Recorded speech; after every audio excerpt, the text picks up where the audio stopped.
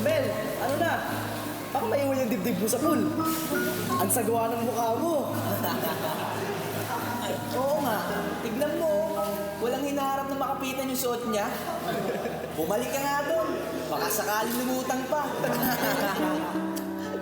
Uy, Lisa, babae ka ba talaga? Kasi yung buhok mo, pang babae. Yung damit mo, pang babae naman. Pero yung katawan mo, pang lalaki. Uy, grabe ka naman makapagtanong. Hindi ba obvious? Hindi po yan si Melissa, no? Kaya nga may lang pangalan niya, di ba? Imbis na Melissa. Hindi mo pwedeng Meliso. Pagawa ng ano. Ay, tomboy ka naman. Ipinanganak siyang isang babae. Pinangalan ng babae. Lumaki at tinanggap ng mga tao bilang isang babae. Subalit sa kanyang paglaki, unti-unting nagbago hindi lamang ang kanyang babaeng katawan, kundi pati na rin ang kanyang buong pagkatao. Sa isip, sa kilos at damdamin, siya ay lalaki. Ano nga ba ang mga katanungan at misteryong bumabalot sa katauhan ng isang kapatid nating may kondisyon na kung tawagin ay congenital adrenal hyperplasia o CAH?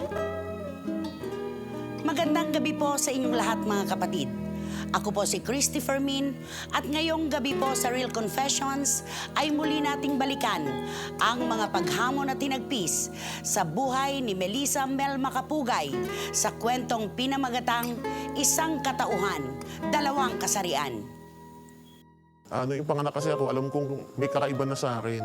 Hindi ako katulad nung pangkaraniwang mga bata. Sa simula, akala nila pare-pares lang kaming normal. Pero sa kalooban ko, maraming tanong yung nag-aantay ng kasagutan. Uy guys, ito na siya. Game, guys. A, tomboy. B, bakla. Mali! Ang sagot, si! Pwede rin siyang tao, pwede rin siyang bagay, di ba? Mga palpak naman pala kayo lahat eh. Oh. Ang tamang sagot ay D, all of the above.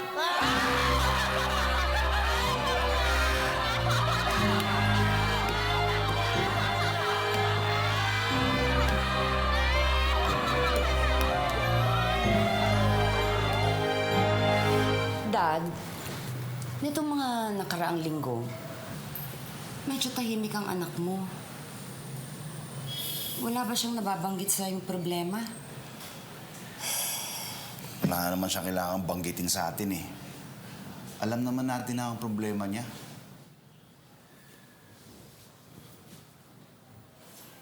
Sarap yung kawan mo. Oh, anak! Dad, ma'am. Mel, sabayan mo na kami kumain. Kain na tayo. Di ba, sige po, busog pa po ako.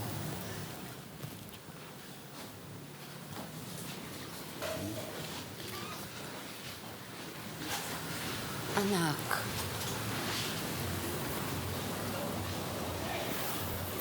Mas gagaan ang pakiramdam mo kung sasabihin mo sa akin kung anong problema.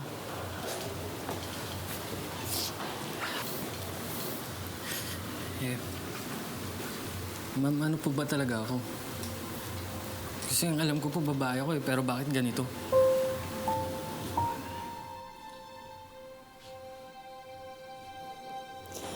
Alam kong hindi madali ang pinagdadaanan mo, anak. Lalo na kung ikaw mismo ay may mga katanungan sa sarili mong katawan. Siguro panahon na para hanapin natin ang mga sagot sa katanungan na yan.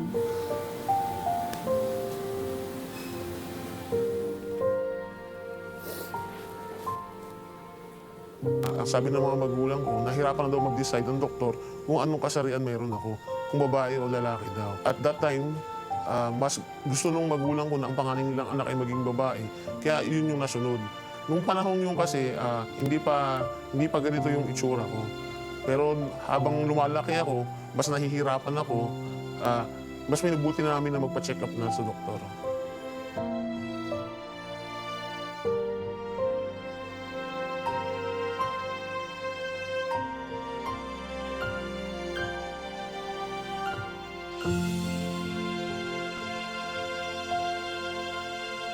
Mrs., ano po ba ang sinabi sa inyo ayon sa kanilang pagsusuri nung isinilang niyo po si Mel? Doktora, ang sabi po nila, ang anak ko daw ay hermaphrodite. Hermaphrodite. Alam niyo po ba ang ibig sabihin nun? Yung pong dalawa po yung ari. So, tama po yun. Pag sinabi niyong hermaphrodite, dalawa po ang ari. Pero ayon po sa aming pagsusuri ay medyo mas malalim po ang kondisyon ni Mel. Ganito po yan, ano? Ang kanya pong kondisyon ay medyo kakaiba po. Ito po yung tinatawag nating congenital adrenal hyperplasia. Yan po. Tignan nyo ha, tignan nyo maigi. Ito pong sa kanya, yung tinatawag nating classic congenital adrenal hyperplasia ay isa pong abnormal condition ng ating adrenal glands. Alam niyo po, kung titignan niyo pong maigi, iisa po ang kanyang ari. Pero nagiging dalawa po ang kasarian.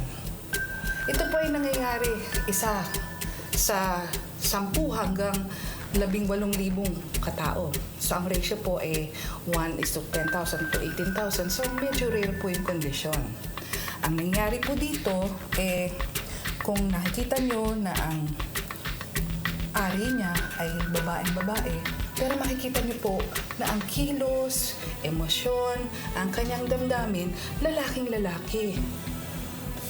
Dok, ano po ang pwede namin gawin para matulungan namin ang anak namin? Ako kasi po, sa ngayon, alam niyo po, may mga gamot na nagagamit para po hindi po lumala yung hormonal imbalance dito. Pero wala po talaga kasing kagalingan eh.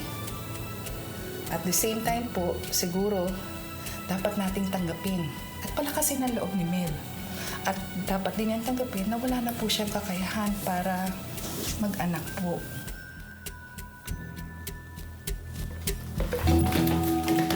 Mel, Salamat po, doktora. sige. Babalik po kami.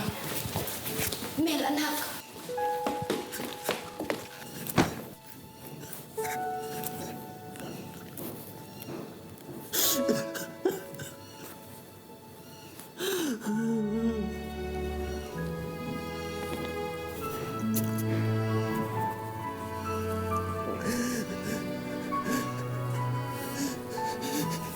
Anong kasalanan ko sa'yo?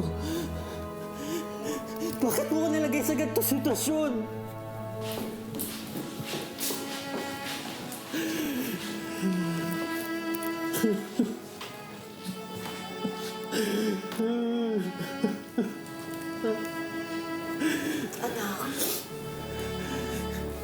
Mel.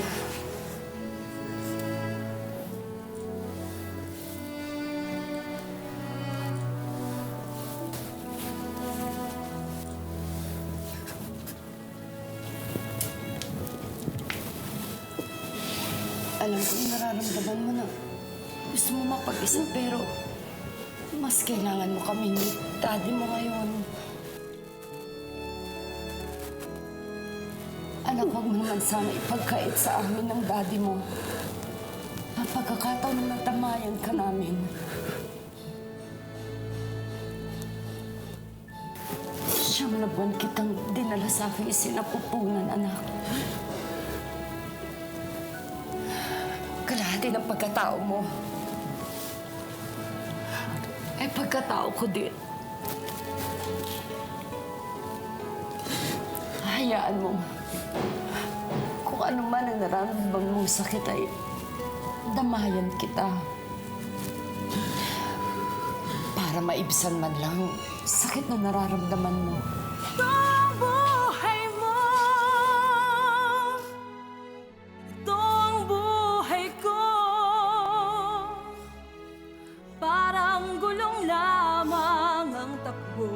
Saan ba ang tungo? Itong buhay mo. Bata pa ako, alam ko ng kakaiba ko. Mahirap man ito tanggapin, pinilit ko pa rin na tanggapin yung sitwasyon ko.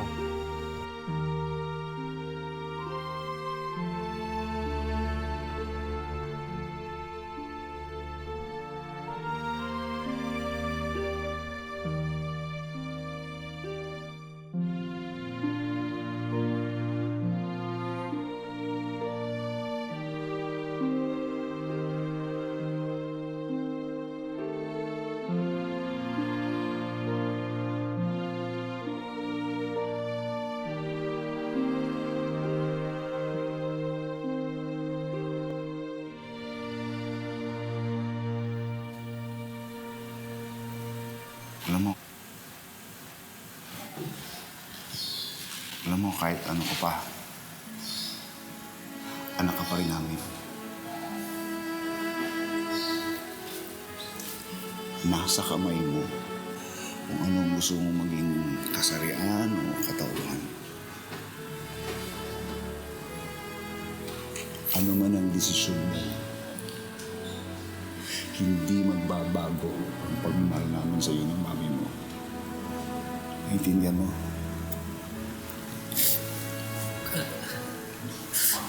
Alam ko naman po yun, Dad, eh.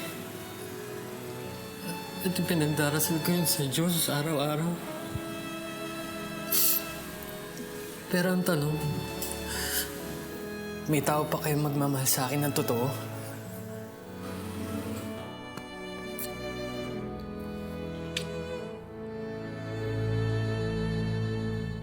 Ang buhay man ay maalon, maulan at bagyo'y humahamon.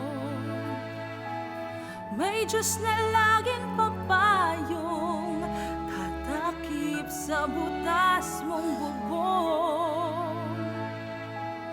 Pasakit man ay natipon, panalangin mo ay ibulong. Sa kadilim ay bumangon, may liwanag laging katugon.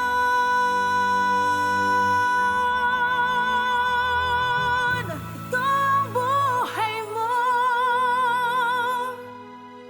ito ang buhay ko. Parang gulong lamang ang takbo, saan ba ang tungo? Ito ang buhay mo, ito ang buhay ko. Paikot-ikot lang ang mundo, ito ang buhay ko. Anak, Papa? kain na tayo. Handa na ang pagkain.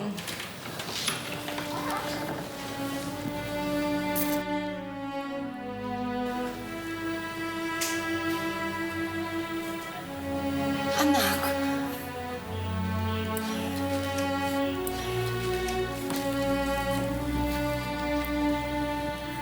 Sigurado ka pa sa ginagawa mo?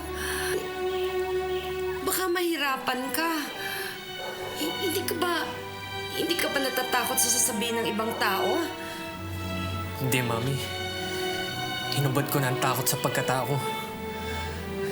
At simula ngayon, paninindigan ko na kung ano at sino talaga ako. Mabubuhay kung ano sinasabi ng puso ko. At kahit na anong mangyari, wala nang makakapigil sa akin, Mami. Simula ngayon, isa na akong lalaki.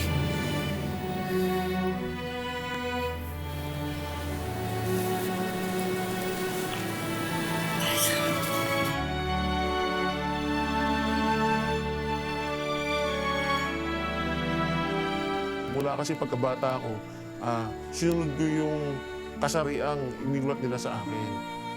Nag-decide ako after college na ito na yung pagkakataon ko na nasundin naman yung gusto ko, yung maging lalaki at walang makakapigil sa akin. Hindi lang determinasyon. Importante rin ang dedikasyon nyo sa kung ano man sports or field ang balak niyong pasukin. Yes, Arthur. Sir, paano po ko? Meron naman po akong determination. Gustong-gusto ko pong maging sikat na basketball player pero medyo kinapos po ko sa height eh. Arthur, mag-focus ka na lang kung ano yung meron ka. Hindi yung kung anong wala ka. Siguro lahat naman kayo dito kilala si Senator Juan Flavier, di ba? Mula pagkabata niya, dumanas siya sa hirap. Walang baon, nakapaa, kilometro yung nilalakad. Araw-araw yan, makapasok lang siya sa eskwelahan. At hindi lang pagiging mahirap. Siya rin ang pinakamaliit sa kanilang klase. Pero hindi naging hadlang yung kay Juan. Hindi naging hadlang yun para abutin niya ang kanyang pangarap at magsikap. Sino ba naman ang mag-aakala na ang dating pinakamaliit sa klaseng iyon ay magiging isang higante higante sa larangan ng kalusugan at politika. Isa lang naman ang ibig sabihin yan eh. Basta kilala natin ang ating sarili, basta kumpiyansa tayo sa ating kakayahan, wala na makakapigil sa atin para abutin at makuha ang lahat ng gusto natin. Teacher Mel, we need to talk. Class, you're dismissed.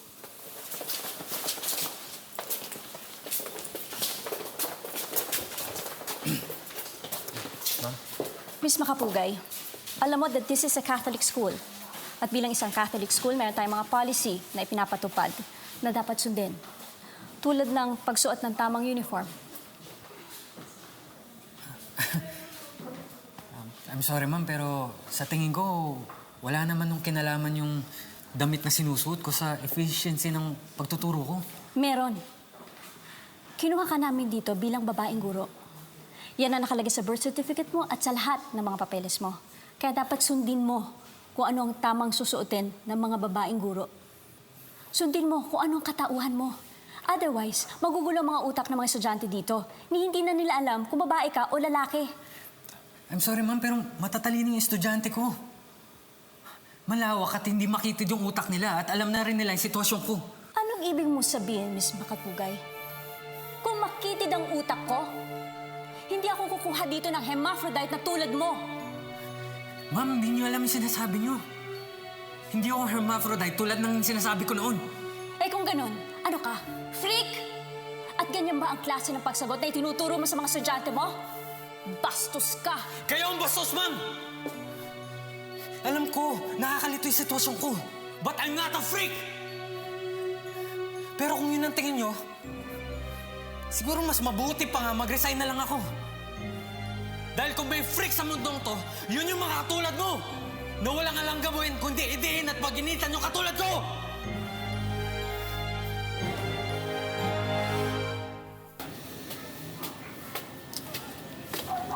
Oh, huwag ka nang malungkot. Ang dami namang eskwelahan dyan eh. Pwede kang mag-apply uli. Pwede kang magturo. Dad, di na muna siguro. Mag-iisip-isip po muna ako. Mel, huwag nang mawawala ng loob. Malayo na ang narating mo. Wala nung nagdesisyon kang itakwil ang dati mong pagkatao na nakilala ng iba. Ha? Basta, huwag kang bibitaw. Sundin mo lang kung anong dinidikta ng puso mo.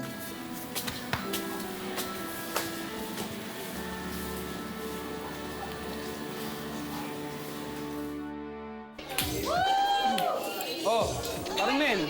Ay, pare. Nag-iisa ka dyan. Ano, teka doon tayo. Papakilala ka sa mga kaibigan ko. Hindi, pare. Ayos lang ako dito, promise.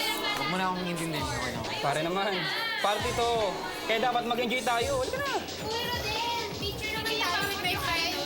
Sige, sandali na. Halika na. Saan tumanggi? Sumama ka na. Birthday ko naman eh. Palit ka eh. Yan na. Yan na siya oh. Picture naman oh! Oh, picture game! Uy! Game. Ayan! Palit! Waki! O, ikaw naman dito. Uy, Waki, akain din tayo ah. 1, 2, 3. Sorry, pasensya ka na. Hindi ko alam na nandyan ka. Sorry. Okay lang. Uy, guys, isa pa. Picture na. Umusog ka nga dito para magkita yung mukha mo sa camera. O, game. Okay. Thank you! Thank you ah. Ay, salamat na.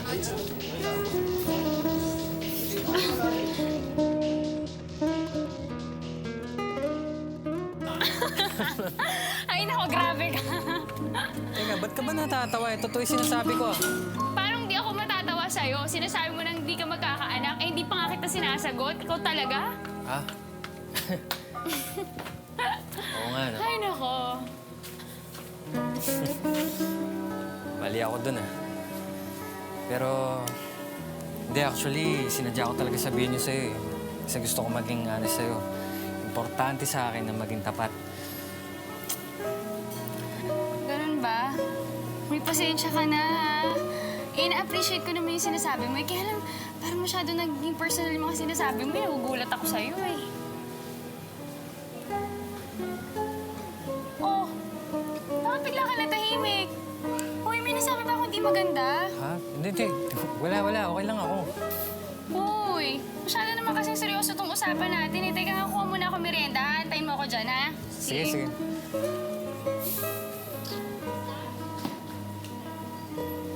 Yung mga katulad ko naman po ay na may CAH ay ang problema lang, bihira po yung magkaroon ng anak din. Pero yung marunong naman po kami magmahal, marunong din po kami umibig.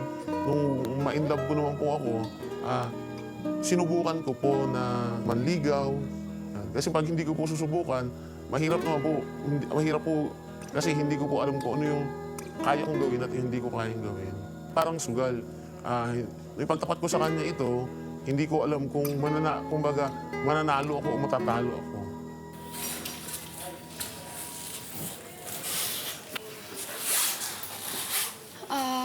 Mel, alam ko hindi pa tayo magnobyo, pero sumama ako sa'yo dito kasi may tiwala ako sa'yo. Alam ko naman. Huwag kang magalala, wala naman akong binabalak na masama eh. May gusto lang naman akong sabihin at ipakita sa'yo. Susan, gusto ko lang naman maging tapat sa'yo eh. Kung sakaling ang magiging tayo, sasagutin mo ko. O kaya kung sakaling man mag-asawa tayo, alam mo at kilala mo kung sino talaga ako, di ba?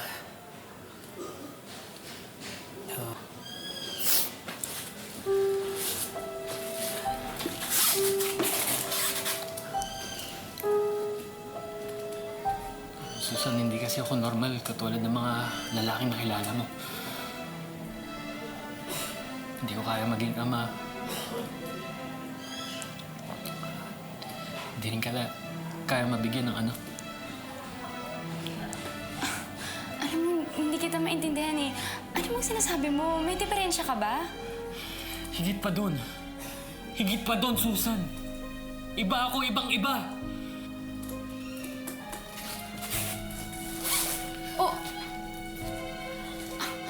Anong gagawin mo?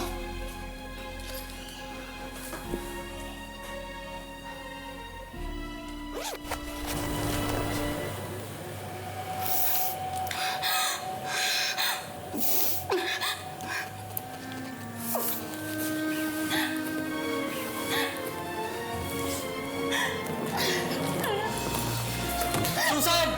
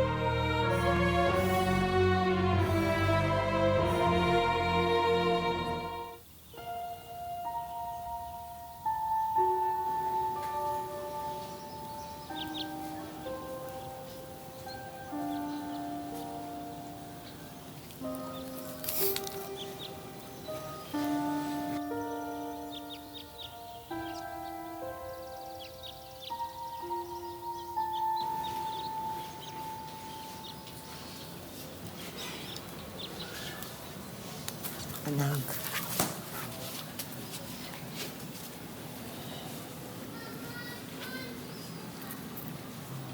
Mami, ito ba talaga yung kabayaran ng pagiging totoo ko? Ito ba yung kapalit ng pagsunod ko sa sinasabi ng puso ko? Bakit ganun, Mami? Buong buhay ko, lahat na lang ng bagay hindi malinaw sa akin. Ang kasarian ko, ang tingin ng tao sa akin. Pati ngayon ang tsansa na ibigin ng pinakaisang babaeng minamahal ko. Wala na rin. Anak.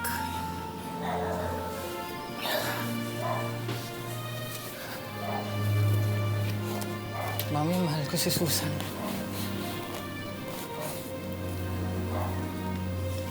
Higit pa sa sarili ko. Hindi ko kakayanin mawala siya.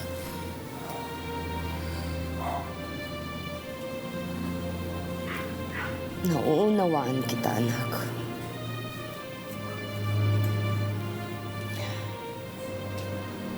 Kaya lang kalakip ng pagmamahal ang pagsugal sa mga bagay na walang kasiguruhan.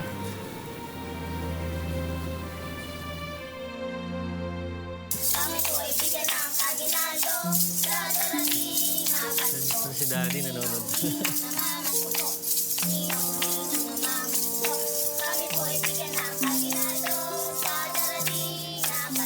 Yay! Nice one. Oh, ito. Merry Christmas, ha? Thank you po. Merry Christmas. Merry Christmas! Halika na, anak. Sabayan na natin ang daddy mo sa pagkain. Alam, Mami, naalala ko nung kabataan ko. Nangangaroling kami ng mga kaibigan ko, eh. Bakit kaya kailangang lumaki pa isang tao? Hindi ba pwedeng bata na lang sila habang buhay? Parang wala masyadong problema, di ba? Anak, si Susan na naman ba ang naiisip mo?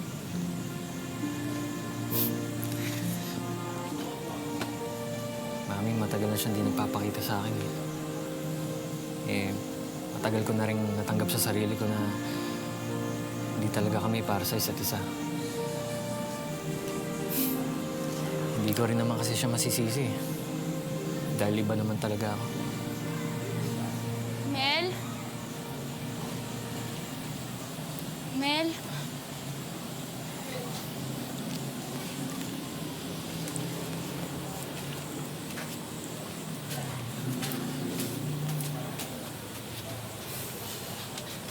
Mel? Gusto ko lang mag-sorry sa'yo. Sorry dahil hindi kita tinanggap at naintindihan. May aminin ko sa'yo. Natakot kasi ako eh. Hindi ko alam kung may bukas bang naghihintay sa akin kapag ikaw na pangasawa ko. Pero Bel, gusto ko malaman mo na hinabi ko sa sarili ko na bakit ako matatakot sa bukas. Kung sigurado naman ako sa ngayon ko.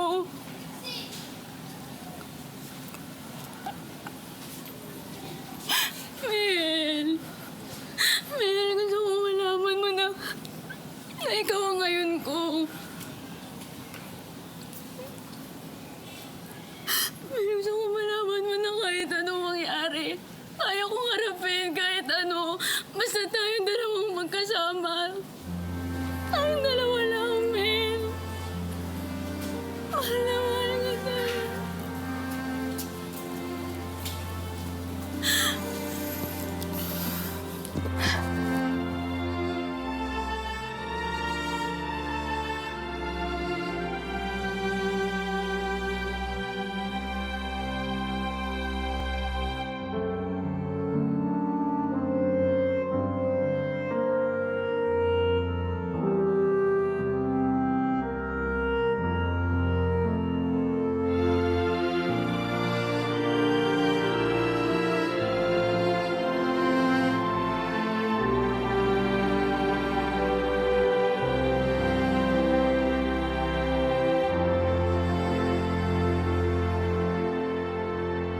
Gusto mong palitan ang pangalan mo mula Melissa Makapugay to Mel Makapugay. Opo, attorney. Nais mo rin kilalanin ka bilang isang lalaki at itama ang lahat ng records mo kasabay ng mga nasabing petisyon. Opo, attorney. Mahirap ang gusto mong mangyari, Miss Makapugay. Hindi ito basta-bastang petisyon. Marami na rin ang gumawa nito sa Pilipinas. Pero ni isa, hindi pinayagan ng korte. Kaya ang masasabi ko sa'yo, huwag ka masyadong umasa. I'll go ahead.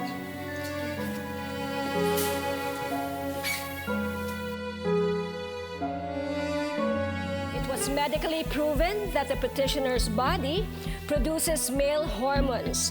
And first, his body as well as his actions and feelings are that of a male. He has chosen to be a male. He is a normal person and wants to be acknowledged and identified as a male. Wherefore, premises considered, the Civil Registrar of Laguna is hereby ordered to make the following corrections in the birth certificate of the Melissa Macapugay by changing the name from Melissa Macapugay to Mel Macapugay, and by changing the gender from female to male, as ordered.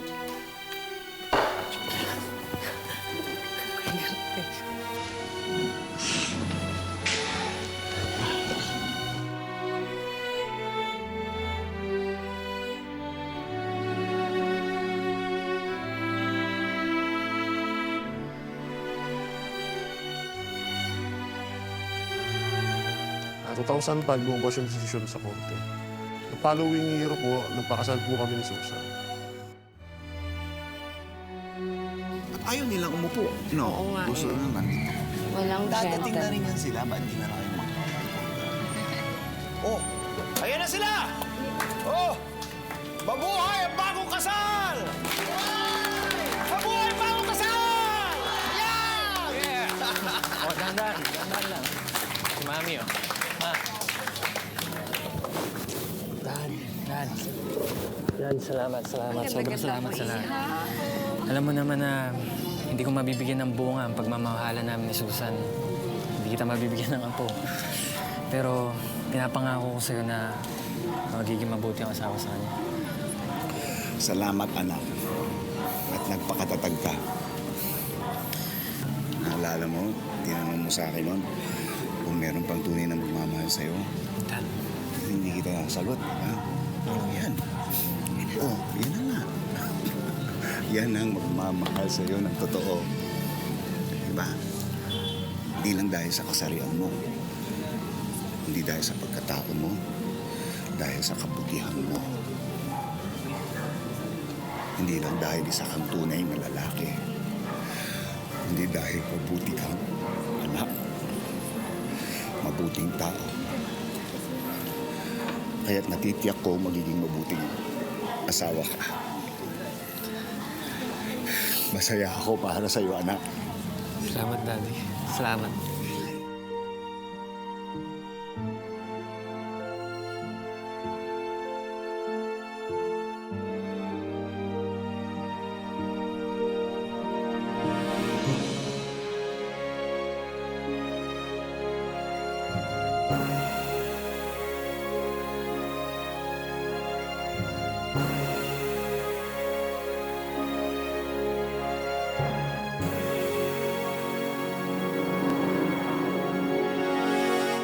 Kakaibang-kakaiba po mga kapatid ang aming paghaharap ngayong gabi dito sa Real Confessions.